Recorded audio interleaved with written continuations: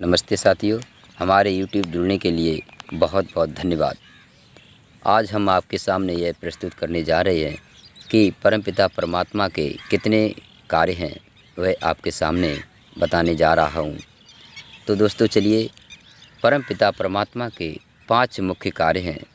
Number 1, सृष्टि का निर्माण करना। परमपिता परमात्मा ने इस संसार में सबसे प्रथम कार्य किया है सृष्टि का निर्माण, अर्थात सृष्टि को बनाना, उत्पन्न करना।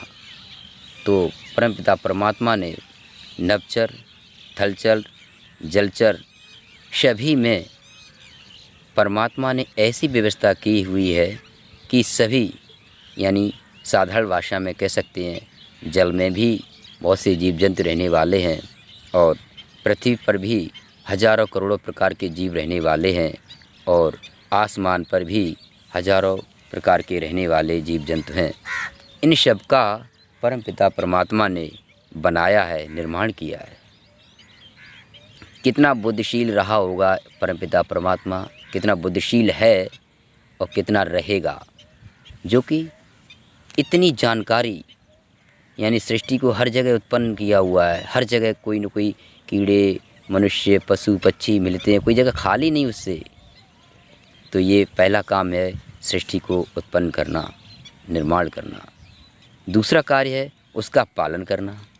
जैसे पहले तो उत्पन्न किया है, निर्माण किया है, सृष्टि को बनाया है, तो जीव जंतु किस प्रकार से रहें उसके लिए भी ईश्वर ने व्यवस्था की खाने की, सबके लिए, चाहे नभचर में हो, चाहे थलचर में हो, चाहे पृथ्वी पर हो, कहीं पर भी हो, तीनों प्रकार के कारणों में परमपिता परमात्मा ने सबको खाने पीने की व्यवस्था सुचारू रूप से की है।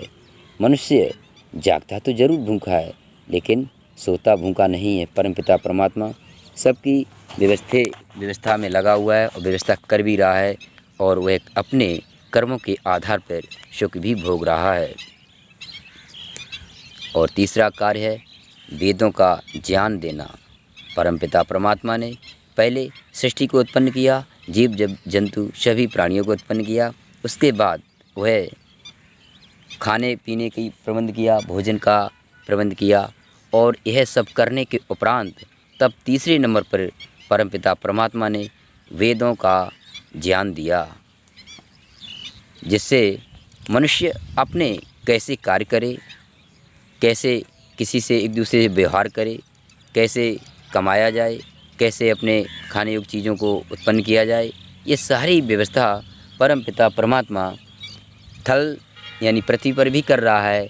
और पानी में रह रहे प्राणियों, उनके लिए खाने पीने की व्यवस्था करने के बाद परमपिता परमात्मा ने वेद रूपी ज्ञान दिया है, ताकि मनुष्य कैसे एक दूसरे से व्यवहार करे, कैसे चले, कैसे काम करे, कैसे अपना काम, जैसे आजकल देखा जा रहा है कि इतना ज़माना आ चुका है कि सभी मशीनी युक्त हो गया है। पहले बैल गाड़ी, अब सब बंद, घोड़ा गाड़ी पे, अब सब मशीनीकरण हो रहा है और सब अपनी मशीनों से कार्य कर रहे हैं। ये तो वेदों का ही तो ज्ञान है।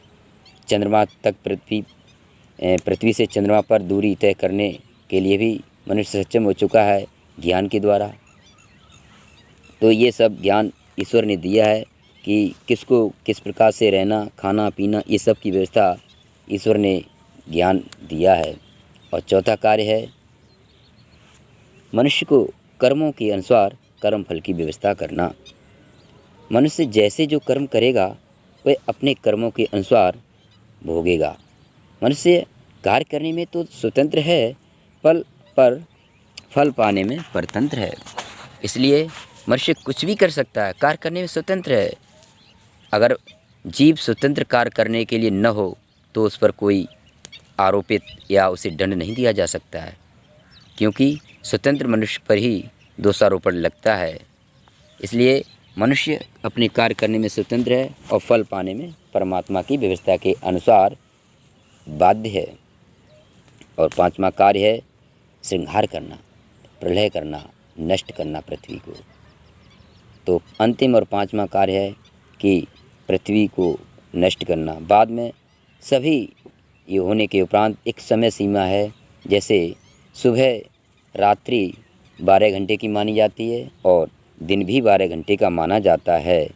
अब रात्रि आने से पहले दिन है, तो दिन जब तक टाइम से ख़त्म होने वाला, जैसे मानो कि शाम के 4 बज रहे हैं, अब जानकार व्यक्ति कहेगा कि और 2 घंटे रह गए, उसके बाद रात्रि शाम होगी, फिर रात्रि आ जाएगी।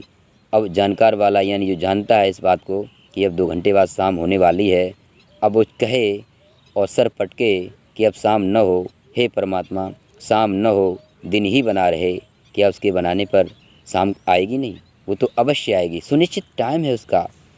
जैसे रात दिन आते हैं, ठीक वैसे ही पृथ्वी बनती है और उतने ही समय के लिए प्रलय में रहती है।